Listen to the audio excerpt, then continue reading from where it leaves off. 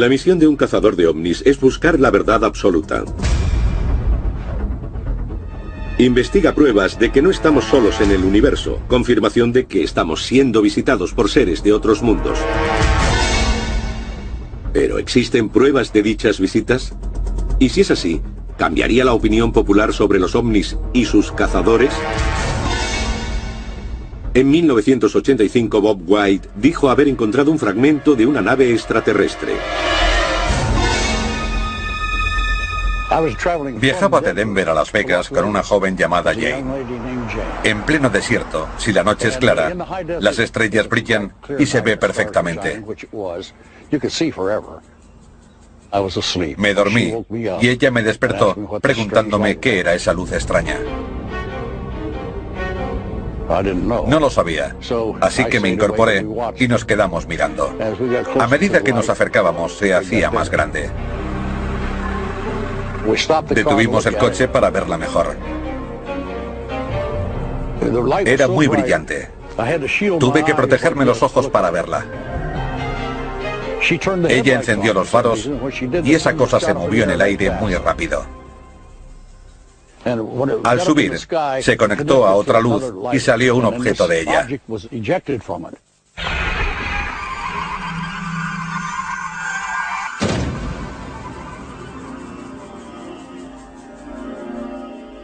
Era rojo brillante y parecía una gota.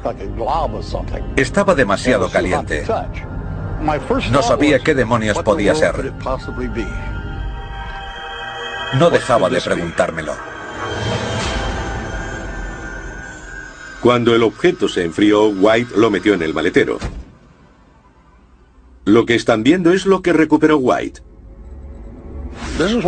Así se quedó cuando se enfrió. La única diferencia es el extremo final. Era redondeado, pero lo cortaron para analizarlo en Los Álamos.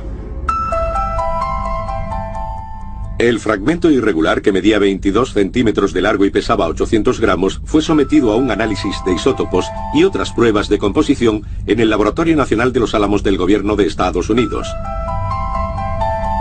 Tras semanas de pruebas, White habló con un técnico. Estaba entusiasmado. Me dijo que era material extraterrestre y que llevaba toda su vida buscando algo así. Era maravilloso.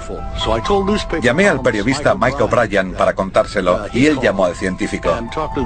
Pero a él se lo negó. Sus jefes le habían prohibido hablar con nadie sobre este asunto. Ese fue el final de la conversación.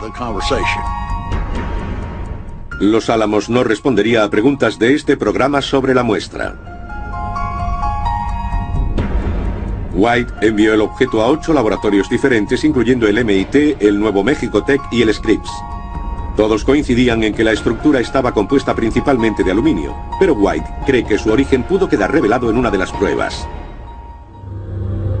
Una de las más importantes fue llevada a cabo por un científico cuyo equipo había encontrado un meteorito en la Antártida y otro en la India.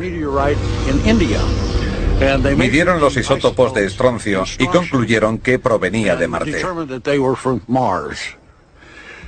Esa misma gente analizó el objeto que yo encontré. Las mediciones de estroncio lo situaban entre los 2 de Marte. 40 años antes se había encontrado otro fragmento anómalo, casi idéntico al de White. La historia fue confirmada por documentos desclasificados del gobierno de Estados Unidos. Tienen un objeto casi idéntico a este, recuperado por el CIC, el Cuerpo de Contrainteligencia de los años 40 en Dinamarca. Sus palabras, no las mías, es que es un fragmento de platillo volante. En 2004, White se sometió a 3 pruebas del polígrafo ante agentes de la ley y de un experto que certificara su declaración. Pero no encontró ayuda. El viaje mermó sus ahorros y sus fuerzas. Yo no pedí que me pasara esto, no lo necesitaba, no lo quería. No quería que la gente me llamara un loco de los ovnis, ni siquiera creía en ellos. Pero cuando lo ves, cuando te pasa, tienes que creerlo. La búsqueda de la verdad de Bob White define al cazador de ovnis moderno. ¿Pero qué significa realmente? El término cazador de ovnis es muy peculiar porque cubre mucho campo. Se pueden cazar avistamientos, personas, documentos. Para mí es una combinación de todo eso más un público al que contárselo.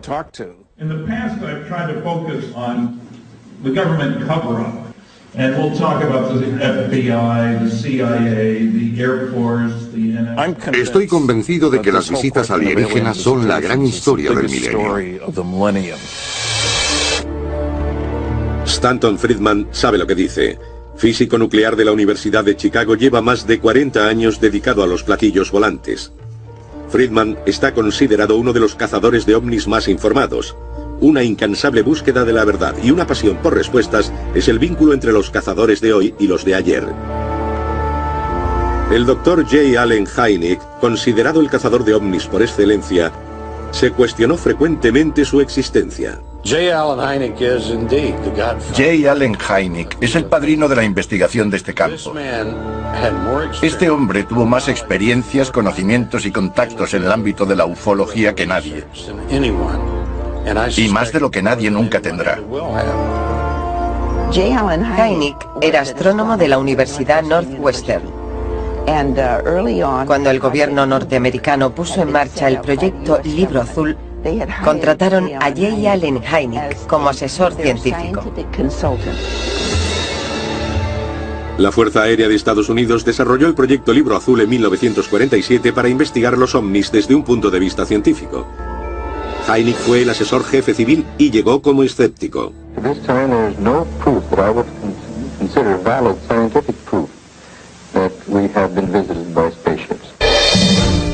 Hynek advirtió que no estaba teniendo acceso pleno a los datos.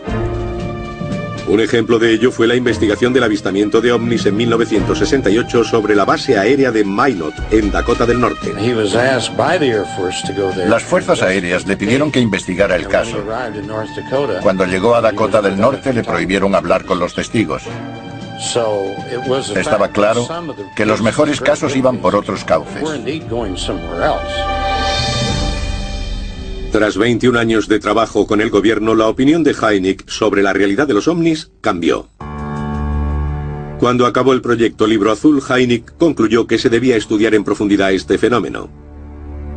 El también cazador John Schuessler coincidió con él. Fue cofundador de la Mutual UFO Network, o MUFON, que hoy continúa investigando avistamientos. El MUFON se formó porque no había un lugar donde hacer llegar los informes.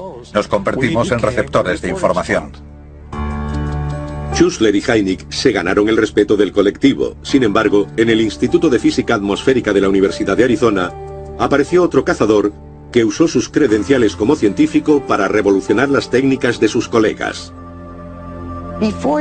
Antes de que James McDonald entrara en nuestro campo de forma pública, la comunidad científica ignoraba completamente el fenómeno de los ovnis. McDonald fue el primer científico con prestigio en declarar abiertamente su interés.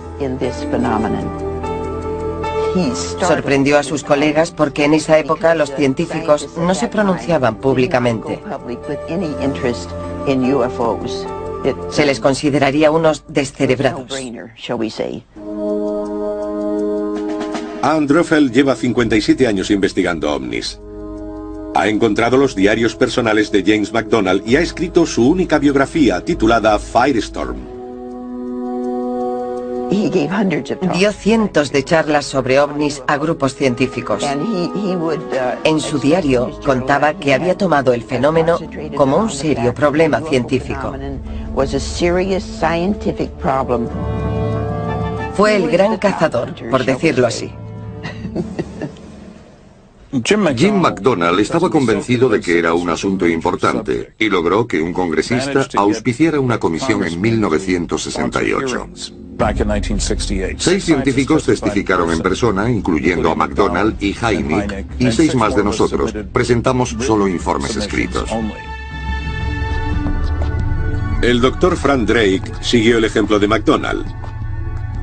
Profesor de astronomía en Cornell, Drake ayudó a crear uno de los nombres más famosos en el estudio de la vida en el universo, la búsqueda de inteligencia extraterrestre o programa SETI. El programa SETI busca la existencia de planetas en torno a otras estrellas. Y si existen, ¿cuál es el modo más sencillo de que se comuniquen con nosotros? Con radiotelescopios por todo el mundo, el SETI escudriña los cielos en busca de ondas de radio de otra vida inteligente en el universo. El Dr. Rudy Schill, científico del programa Smithsonian de Astrofísica de Harvard, cree que el SETI tiene sus fallos. En mi opinión, el SETI es una propuesta hecha por gente muy inteligente que cree comprender la tecnología extraterrestre lo bastante bien como para explotarla y darnos pruebas directas de civilizaciones extraterrestres. Los cazadores de ovnis son gente inteligente pero que hacen lo que todos ante algo que no podemos entender.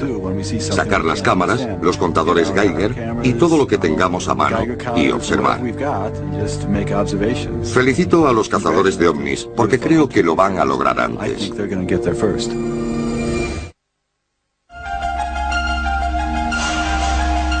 24 de abril de 1964, Socorro, Nuevo México. El policía Lonnie Zamora ve un objeto oval sobre 4 patas con 2 humanoides a menos de 30 metros a plena luz del día. El objeto asciende rápidamente dejando arbustos quemados y 4 marcas en el suelo. 2 días después se ha visto un objeto casi idéntico a 400 kilómetros de distancia, en La Madera, Nuevo México. Ambos casos fueron investigados por el cazador J. Allen Hynek y el estudiante Ted Phillips. Empecé siendo muy escéptico y me convertí después de lo ocurrido en Socorro, Nuevo México. Había 4 marcas en el suelo, donde se habían posado las patas de aquella nave. Y lo que parecían huellas. Era un caso bastante bueno.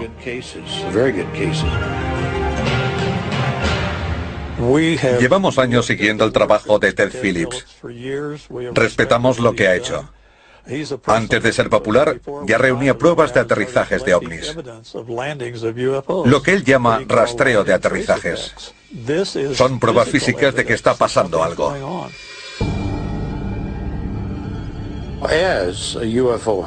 Como cazador de ovnis, mi labor es sencillamente reunir pruebas que respalden los avistamientos de ovnis. En los últimos 36 años, he participado personalmente en unos 600 casos. Debido a la cantidad de pruebas, el caso de Socorro fue un momento crucial para muchos cazadores de ovnis, incluido J. Allen Hynek. Allen nos habló de este caso. Me dijo que estaba ocurriendo algo. Había sido un avistamiento a plena luz del día por un agente de policía y con testigos. Se habían encontrado restos en el lugar del aterrizaje. Por esa razón, 4 años después, me propuso especializarme en aterrizajes, especialmente con pruebas físicas, porque se pueden ver millones de luces en el cielo que no produzcan nada, excepto 1 millón de informes sobre una observación visual. El Dr. Hynek siempre sugería que la gente se especializara. Ted le hizo caso y se especializó. Por eso fue tan conocido por sus investigaciones de rastreo. A día de hoy el aterrizaje de Socorro está clasificado en los archivos del gobierno como inexplicado. Los archivos de Philip están llenos de casos que él considera importantes. En un caso significativo, hay múltiples testigos, buenas condiciones de visibilidad, escasa distancia, tiempo para que los individuos distingan lo que están viendo y residuos físicos de cualquier tipo. En otras palabras, el objeto está en un sitio y genera rastros físicos en las plantas, en el terreno, daños en árboles. Pueden ser de muchas maneras. Algunos de los casos investigados por él no se podrían haber falsificado. Tenía que ser algo raro, poco convencional, que volara, aterrizara, cambiara el entorno y despegara.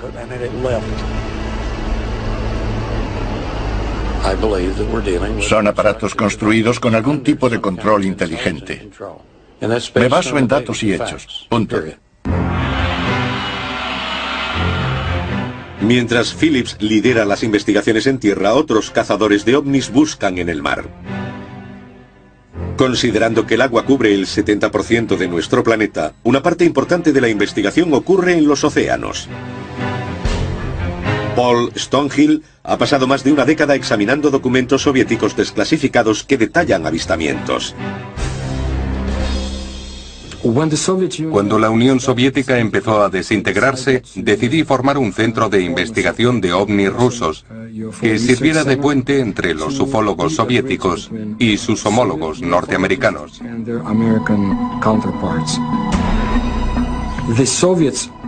Los rusos sabían que había objetos y fenómenos que no podían explicar y querían estudiarlos.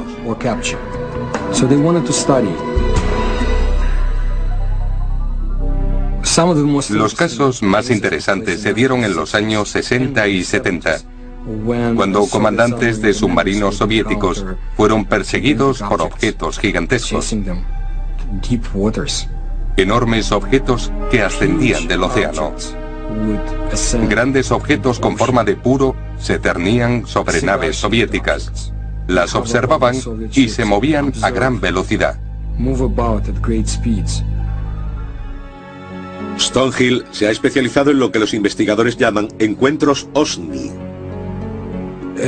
Un OSNI es un objeto submarino no identificado. Un OVNI es un objeto volante no identificado. La inteligencia militar soviética, y especialmente la naval, se interesó por los OSNIs porque querían calcular la amenaza que representaban.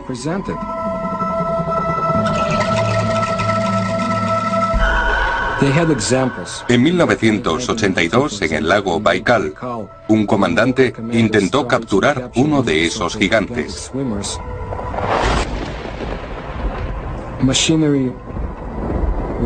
Pero esos seres destrozaron el artefacto y mataron a los hombres que intentaban capturar ese extraño fenómeno. El alto mando soviético decidió no perder más vidas humanas. No podían hacer nada con los llamados observadores. No es fácil estudiar el fenómeno OSNI y OVNI en la Unión Soviética y Rusia.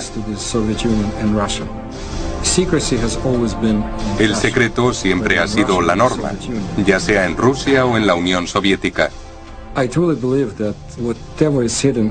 Lo que se oculta en los archivos es fascinante, hasta el punto de que cuando se desclasifiquen, si alguna vez se hace, cambiarán el curso de la historia de nuestro planeta.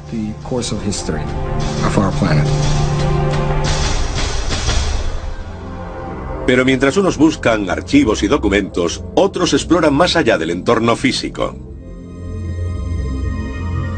Muchos investigadores de ovnis amplían sus horizontes, por decirlo así. También se adentran en la metafísica. Lo hacen porque no han tenido respuestas a sus preguntas. Creen que hay algo más grande ahí fuera que la simple ciencia física con la que venimos tratando. Uno de los cazadores de ese tipo es John Rixey Moore. En los años 90 viajó por todo el globo investigando el fenómeno comúnmente asociado a los ovnis, los círculos de las cosechas. Un círculo recién hecho es una experiencia fisiológica. Es algo que te eriza el vello. Cuando caminas por uno, ves que el centro del vórtice no es necesariamente el centro de la imagen. La marca no está centrada. Si marchas en la dirección de las plantas, tienes la sensación de ir cuesta abajo, cada vez más deprisa. Cuando das la vuelta, tienes la sensación contraria. Te quedas sin aliento, es como si caminaras cuesta arriba. Algunos tienen una reacción tan fuerte que sienten náuseas a medida que se acercan. El cazador de ovnis Rubén Uriarte ha experimentado en propia mano los efectos físicos encontrados por Moore. Con los años he tenido la oportunidad de caminar por los círculos de las cosechas. Sé por otras personas que también están en el equipo compartiendo estas sensaciones que algunas se sienten deshidratadas, con náuseas. A veces también yo he sentido náuseas. Es la sensación de que te está ocurriendo algo. Soy cazador de ovnis porque quiero saber lo que está pasando. Quiero saber lo que ocurre en el planeta, cómo se conecta y cómo nos afecta todo. Quiero resolver el misterio y haré todo lo posible por conseguirlo. Por eso es importante para mí continuar con esta búsqueda de la verdad.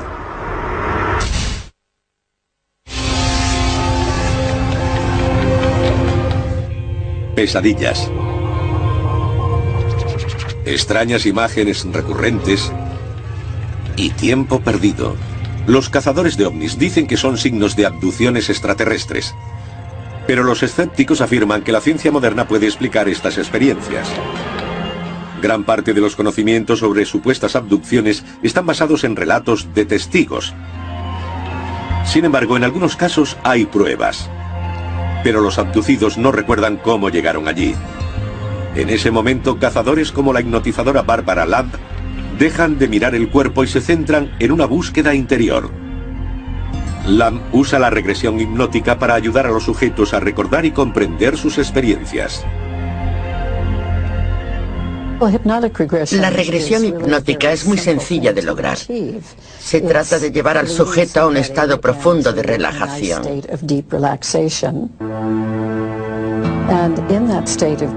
En ese estado, y con la atención centrada por entero en el interior, se le pide al sujeto que regrese a la fuente del asunto que le interesa.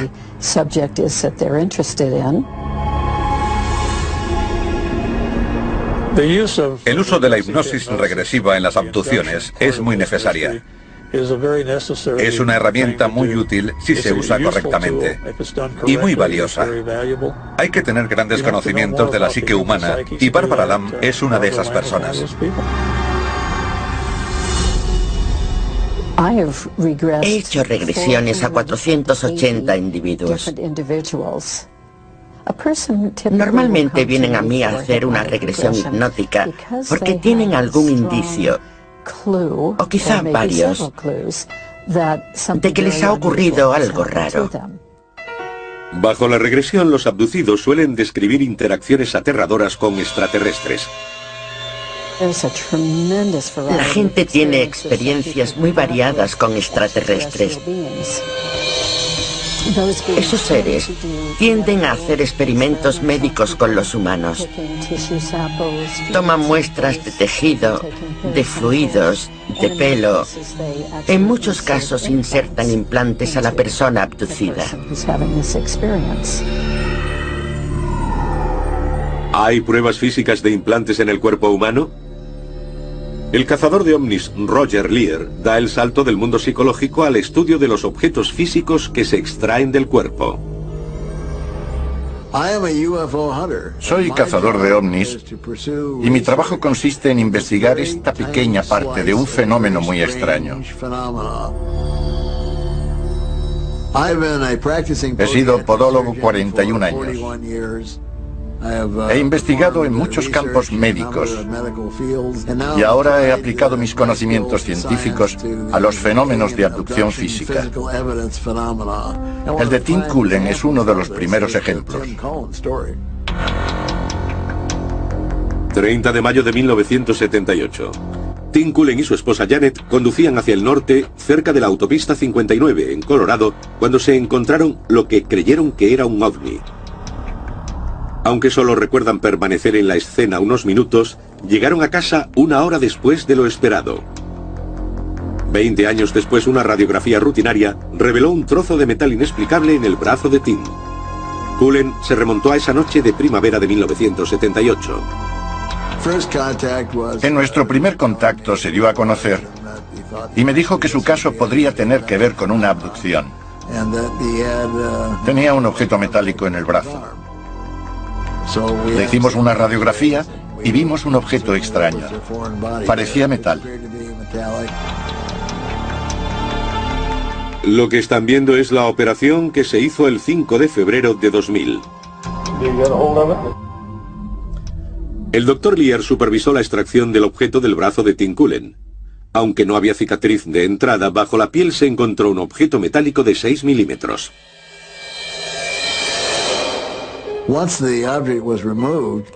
Cuando se extrajo el objeto, descubrimos dos cosas sorprendentes. Por un lado, que no hubo respuesta inflamatoria al objeto, lo que casi es imposible.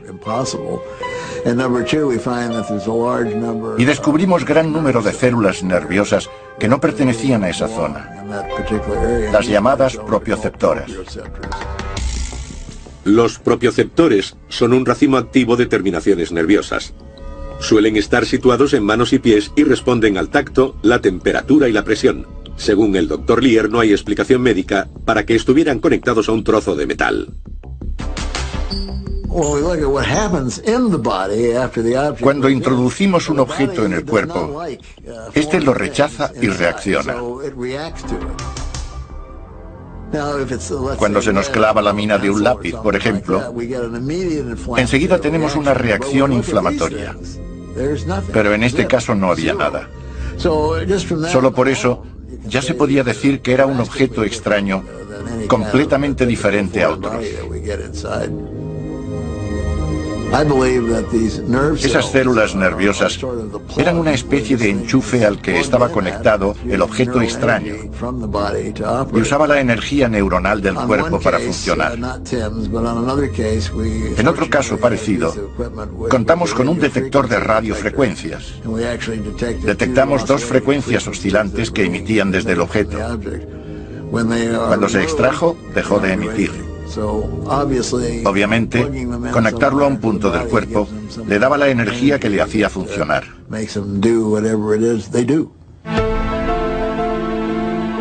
El Dr. Lear ha supervisado más de 10 operaciones de este tipo. En cada una de ellas se han encontrado objetos extraños que guarda a buen recaudo en su archivo. Las pruebas que ha recogido parecen desafiar a la lógica científica. Estos objetos contienen metal que no es de la Tierra. La abundancia de pruebas físicas me hace creer que este planeta está siendo visitado por inteligencias de otro lugar. Por eso me hice cazador de ovnis.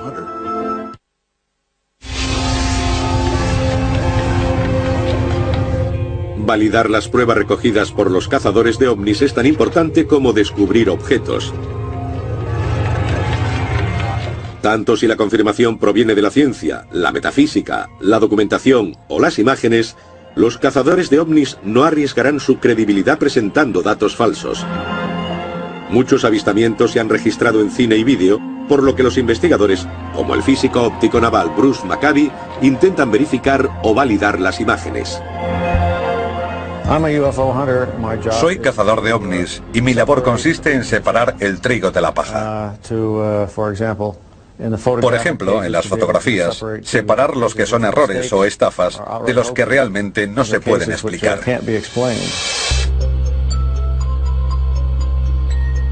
El Dr. Maccabee es autor de 3 decenas de artículos técnicos y más de 100 investigaciones en los últimos 25 años.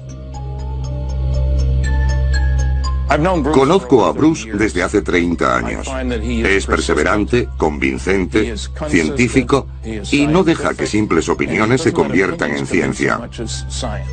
Para mí, Bruce Maccabee es un auténtico cazador de ovnis.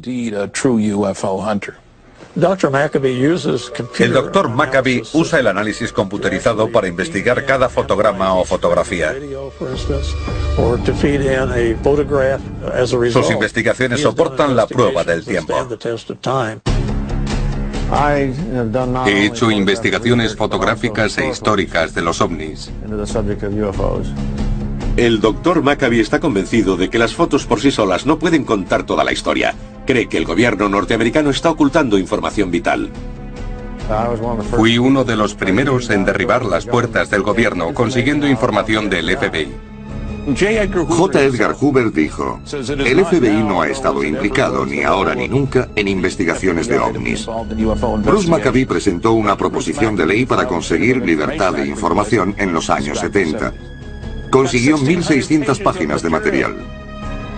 Cuando tuve acceso, comprobé que en los archivos del FBI había información que no estaba en ningún otro lugar, incluyendo comentarios de miembros de la Fuerza Aérea, guardados en los archivos del FBI y desaparecidos de los del Ejército. Nick Redfern selecciona miles de documentos gubernamentales en todo el mundo para buscar información oculta de los testimonios sobre ovnis. Siempre he estudiado las materias desde un punto de vista oficial, intentando determinar lo que se sabe del objeto, lo que trata de descubrir, por ejemplo, el Ejército Británico, la Fuerza Aérea o el Ministerio de Defensa. Y aquí la CIA, el FBI y la Agencia de Seguridad Nacional. Lo que me llevó a investigar ovnis es que hay gente a un alto nivel que sabe la verdad sobre este asunto. Y yo creo que si hay algo tan importante y potencialmente alucinante como que estamos recibiendo visitas de otro mundo, todos tenemos derecho a saberlo. Basándome en mis investigaciones, estoy convencido de que los ovnis son reales, que provienen de otro lugar y que nos están visitando. ¿Pero hay funcionarios del gobierno que admitirían lo que están ocultando? Cuando Nick Pope, empleado del Ministerio de Defensa británico, presentó las investigaciones de ovnis en curso dentro del gobierno, se abrió una grieta en su muro de secretismo. Empezamos con los años 50 porque había avistamientos de ovnis en nuestro país y eso generaba un considerable interés de público y medios. Y también el miedo del poder establecido. Queríamos que nos escucharan, que supieran lo que estaba ocurriendo. Creemos que el fenómeno ovni es real.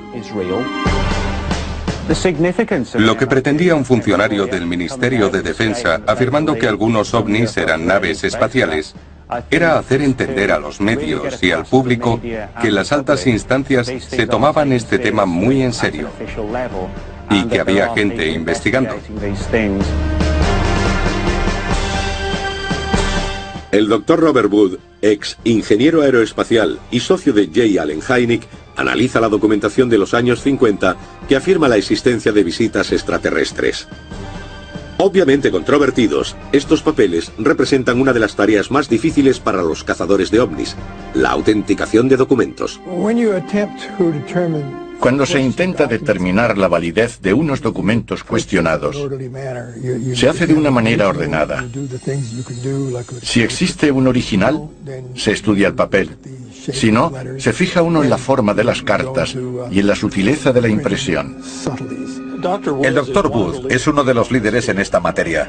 Su trabajo en el campo del examen forense de documentación es uno de los más completos. Los documentos que he tenido en mi poder incluyen 4.000 páginas de material desclasificado. Alguien que trabajaba en alguna agencia de inteligencia limpió su cajón, pero muchas de ellas, 500 o 1.000, son alto secreto. Algunos de esos archivos secretos hablan de la organización Majestic 12, un grupo supuestamente formado por el presidente Truman para mantener el secreto de los extraterrestres. El Dr. Wood ha hecho analizar los documentos. Se los he llevado a un experto en máquinas de escribir que ha determinado que se mecanografiaron con una Underwood de 1940, así que concuerda. Basándose en los análisis del modelo de máquina de escribir, el papel y el contenido de la tinta, el Dr. Wood cree que los documentos son auténticos y que descubren la ocultación de información.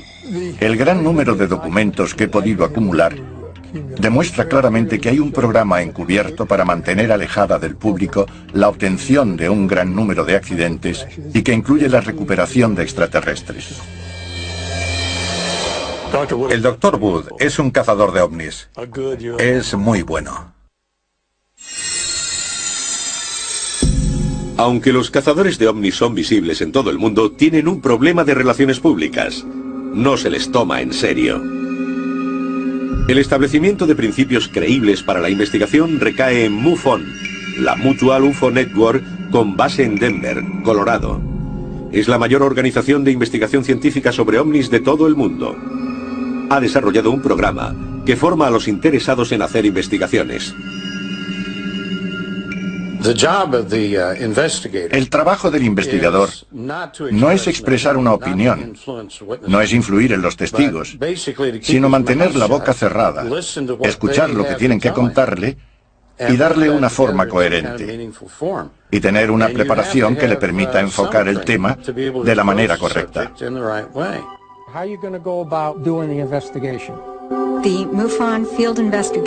El programa de instrucción del investigador de campo enseña a miembros de MUFON que quieran investigar para la organización.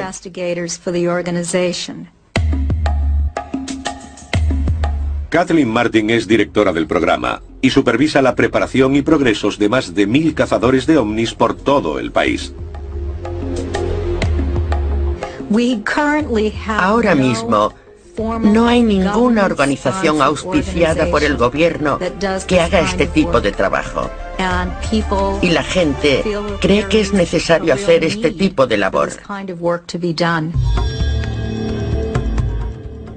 Peter Jeremiah es uno de los muchos implicados en el programa MUFON.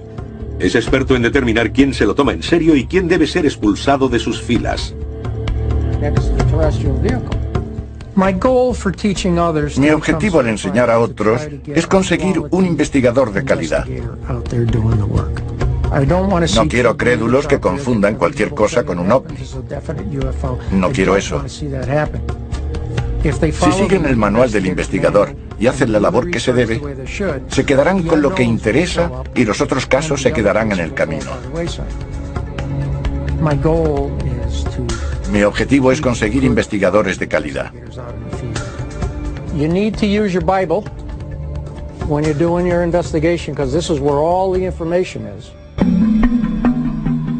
Su Biblia es el manual del investigador de campo.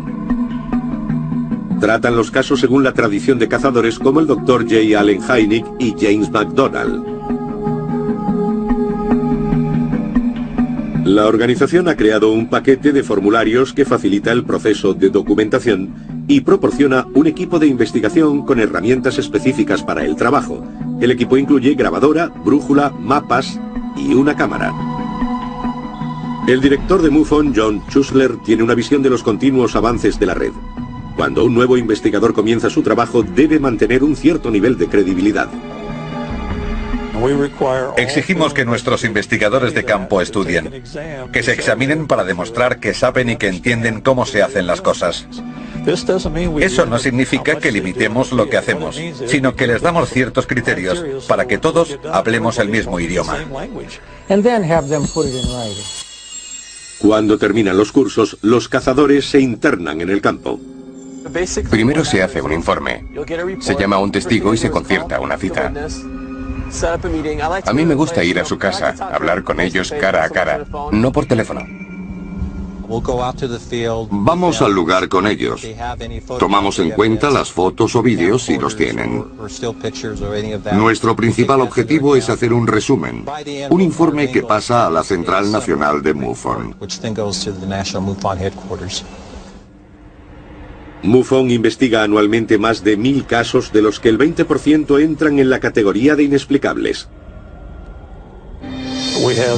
Tenemos 300 asesores y especialistas en todos los campos posibles que estudian el material. Son científicos. Cubrimos desde la astrofísica a la religión. El Dr. Hynek tenía colegas invisibles, científicos que no querían ser conocidos, pero que le ayudaron mucho. Hoy tenemos colegas visibles, personas que quieren estudiar y se sienten científicos. Y eso es la ciencia.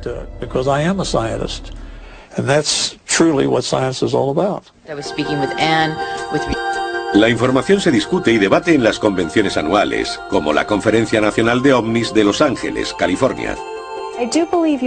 Los cazadores de ovnis vienen para aprender más.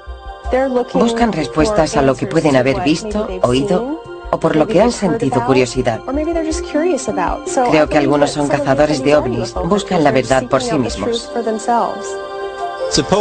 Los simposios, las conferencias, las reuniones, siempre son interesantes. Me gustaría añadir que no solo la interconexión es importante, también lo es conocer las últimas noticias de los diferentes investigadores. Pero hay mucho más. Estas conferencias son una vía para que la gente se reúna y comparta lo que está ocurriendo. A veces he aprendido más de lo que hay detrás.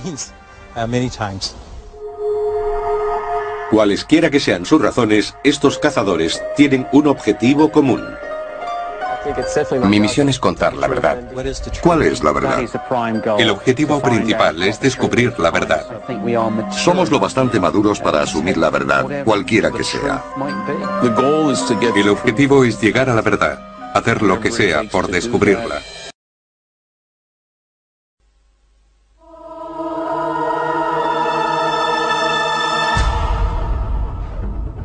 La misión de un cazador de ovnis es buscar la verdad absoluta. Investiga pruebas de que no estamos solos en el universo, confirmación de que estamos siendo visitados por seres de otros mundos. ¿Pero existen pruebas de dichas visitas? Y si es así, ¿cambiaría la opinión popular sobre los ovnis y sus cazadores? En 1985 Bob White dijo haber encontrado un fragmento de una nave extraterrestre. Viajaba de Denver a Las Vegas con una joven llamada Jane. En pleno desierto, si la noche es clara, las estrellas brillan y se ve perfectamente. Me dormí y ella me despertó preguntándome qué era esa luz extraña. No lo sabía, así que me incorporé y nos quedamos mirando. A medida que nos acercábamos, se hacía más grande. Detuvimos el coche para verla mejor. Era muy brillante. Tuve que protegerme los ojos para verla. Ella encendió los faros y esa cosa se movió en el aire muy rápido. Al subir, se conectó a otra luz y salió un objeto de ella.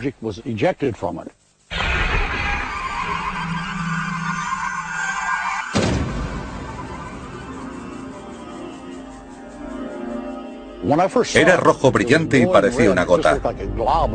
Estaba demasiado caliente. No sabía qué demonios podía ser.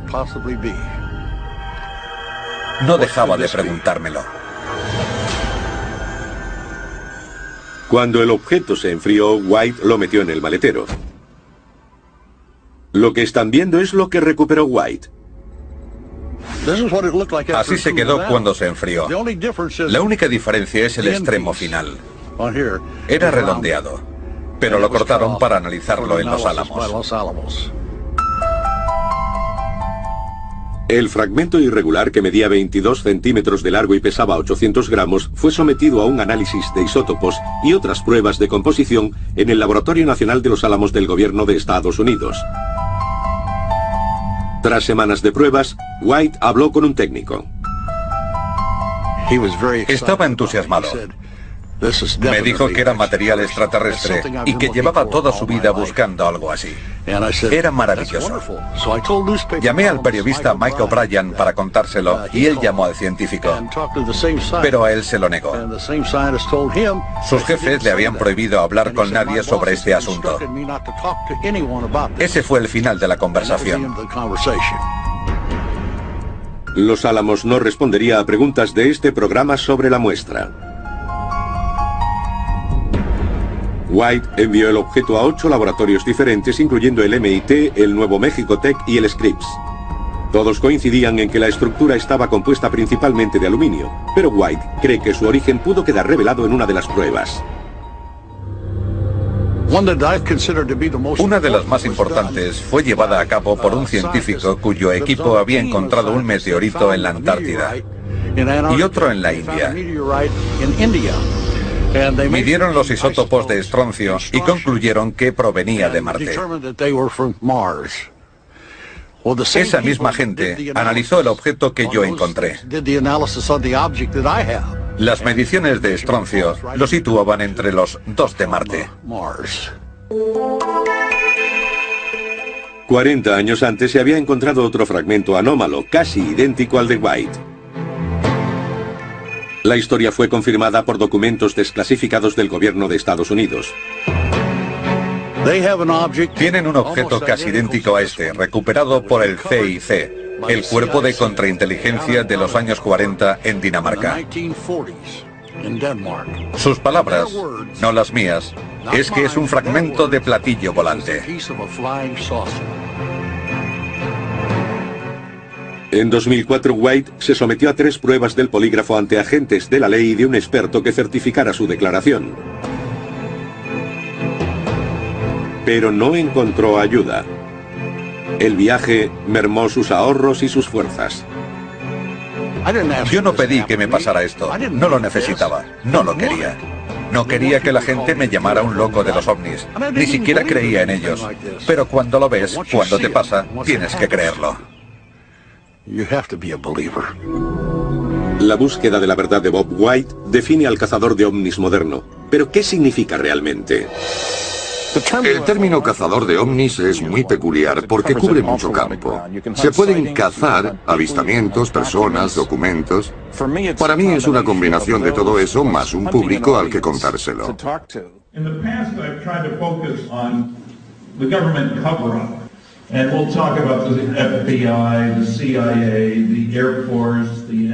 Estoy convencido de que las visitas alienígenas son la gran historia del milenio. Stanton Friedman sabe lo que dice. Físico nuclear de la Universidad de Chicago, lleva más de 40 años dedicado a los platillos volantes. Friedman está considerado uno de los cazadores de ovnis más informados. Una incansable búsqueda de la verdad y una pasión por respuestas es el vínculo entre los cazadores de hoy y los de ayer. El Dr. J. Allen Hynek, considerado el cazador de ovnis por excelencia, se cuestionó frecuentemente su existencia. J. Allen Hynek es el padrino de la investigación de este campo. Este hombre tuvo más experiencias, conocimientos y contactos en el ámbito de la ufología que nadie. Y más de lo que nadie nunca tendrá. Hynek era astrónomo de la Universidad Northwestern. Cuando el gobierno norteamericano puso en marcha el proyecto Libro Azul, contrataron a J. Allen Hynek como asesor científico. La Fuerza Aérea de Estados Unidos desarrolló el proyecto Libro Azul en 1947 para investigar los ovnis desde un punto de vista científico. Hynek fue el asesor jefe civil y llegó como escéptico.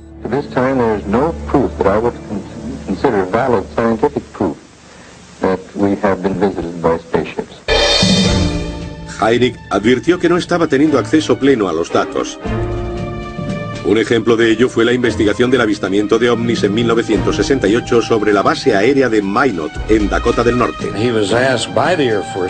Las fuerzas aéreas le pidieron que investigara el caso. Cuando llegó a Dakota del Norte le prohibieron hablar con los testigos. Estaba claro que los mejores casos iban por otros cauces. Tras 21 años de trabajo con el gobierno, la opinión de Hynek sobre la realidad de los ovnis cambió. Cuando acabó el proyecto Libro Azul, Hynek concluyó que se debía estudiar en profundidad este fenómeno. El también cazador John Schuessler coincidió con él. Fue cofundador de la Mutual UFO Network, o MUFON, que hoy continúa investigando avistamientos. El MUFON se formó porque no había un lugar donde hacer llegar los informes. Nos convertimos en receptores de información. Schuessler y Hynek se ganaron el respeto del colectivo. Sin embargo, en el Instituto de Física Atmosférica de la Universidad de Arizona, apareció otro cazador que usó sus credenciales como científico para revolucionar las técnicas de sus colegas. Antes de que James McDonald entrara en nuestro campo de forma pública, la comunidad científica ignoraba completamente el fenómeno de los ovnis. McDonald fue el primer científico con prestigio en declarar abiertamente su interés. Sorprendió a sus colegas porque en esa época los científicos no se pronunciaban públicamente. Se les consideraría unos descerebrados. Ann Druffel lleva 57 años investigando ovnis. Ha encontrado los diarios personales de James McDonald y ha escrito su única biografía titulada Firestorm. Dio cientos de charlas sobre ovnis a grupos científicos. En su diario contaba que había tomado el fenómeno como un serio problema científico. Fue el gran cazador, por decirlo así. Jim McDonald estaba convencido de que era un asunto importante y logró que un congresista auspiciara una comisión en 1968. 6 científicos testificaron en persona, incluyendo a McDonald y Hynek, y 6 más de nosotros presentamos solo informes escritos. El doctor Frank Drake siguió el ejemplo de McDonald. Profesor de astronomía en Cornell, Drake ayudó a crear uno de los nombres más famosos en el estudio de la vida en el universo, la búsqueda de inteligencia extraterrestre o programa SETI. El programa SETI busca la existencia de planetas en torno a otras estrellas. Y si existen, ¿cuál es el modo más sencillo de que se comuniquen con nosotros? Con radiotelescopios por todo el mundo, el SETI escudriña los cielos en busca de ondas de radio de otra vida inteligente en el universo.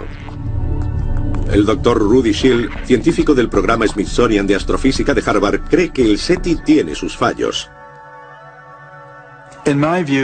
En mi opinión, el SETI es una propuesta hecha por gente muy inteligente que cree comprender la tecnología extraterrestre lo bastante bien como para explotarla y darnos pruebas directas de civilizaciones extraterrestres. Los cazadores de ovnis son gente inteligente pero que hacen lo que todos ante algo que no podemos entender.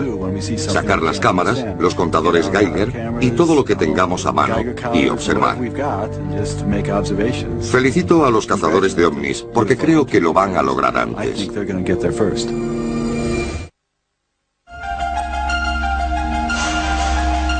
24 de abril de 1964, Socorro, Nuevo México.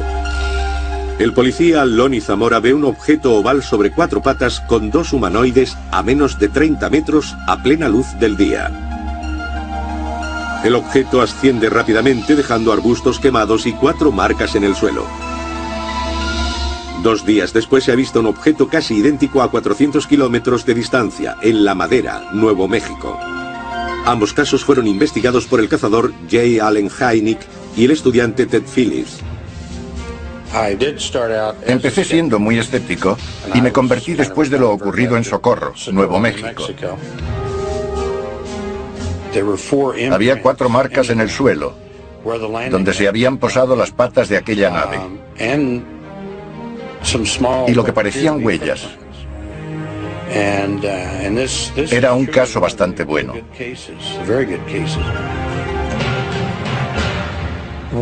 Llevamos años siguiendo el trabajo de Ted Phillips. Respetamos lo que ha hecho. Antes de ser popular, ya reunía pruebas de aterrizajes de ovnis. Lo que él llama rastreo de aterrizajes. Son pruebas físicas de que está pasando algo.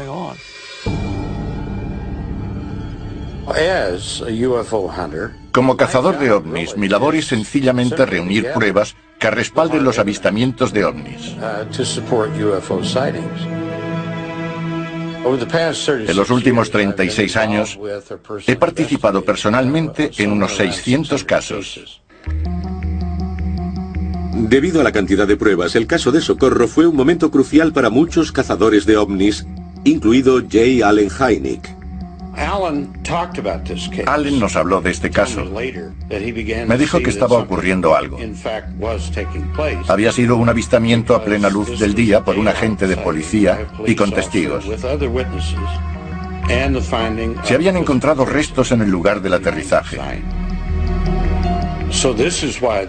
Por esa razón, 4 años después, me propuso especializarme en aterrizajes, especialmente con pruebas físicas, porque se pueden ver millones de luces en el cielo que no produzcan nada, excepto 1 millón de informes sobre una observación visual. El doctor Hynek siempre sugería que la gente se especializara. Ted le hizo caso y se especializó. Por eso fue tan conocido por sus investigaciones de rastreo. A día de hoy el aterrizaje de Socorro está clasificado en los archivos del gobierno como inexplicado. Los archivos de Philip están llenos de casos que él considera importantes. En un caso significativo, hay múltiples testigos, buenas condiciones de visibilidad, escasa distancia, tiempo para que los individuos distingan lo que están viendo y residuos físicos de cualquier tipo. En otras palabras, el objeto está en un sitio y genera rastros físicos en las plantas, en el terreno, daños en árboles. Pueden ser de muchas maneras.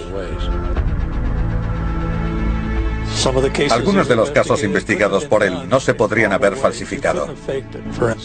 Tenía que ser algo raro, poco convencional, que volara, aterrizara, cambiara el entorno y despegara.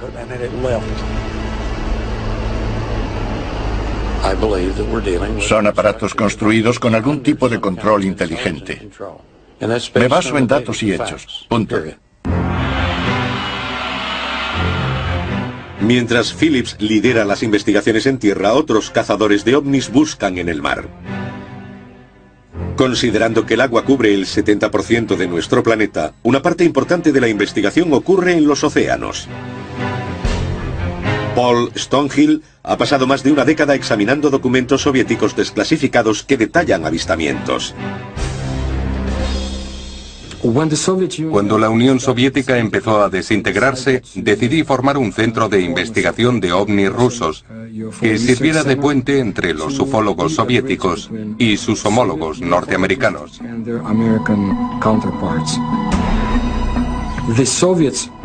Los rusos sabían que había objetos y fenómenos que no podían explicar y querían estudiarlos.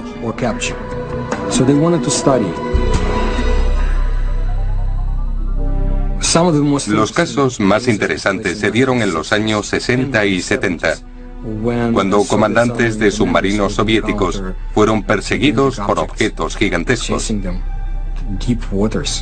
Enormes objetos que ascendían del océano. Grandes objetos con forma de puro se cernían sobre naves soviéticas.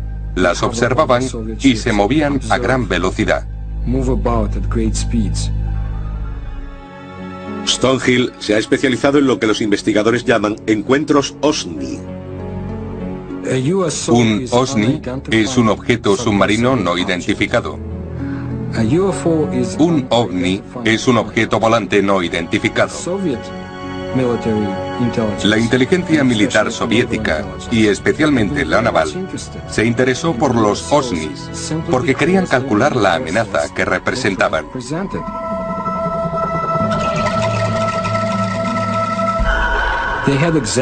En 1982, en el lago Baikal, un comandante intentó capturar uno de esos gigantes.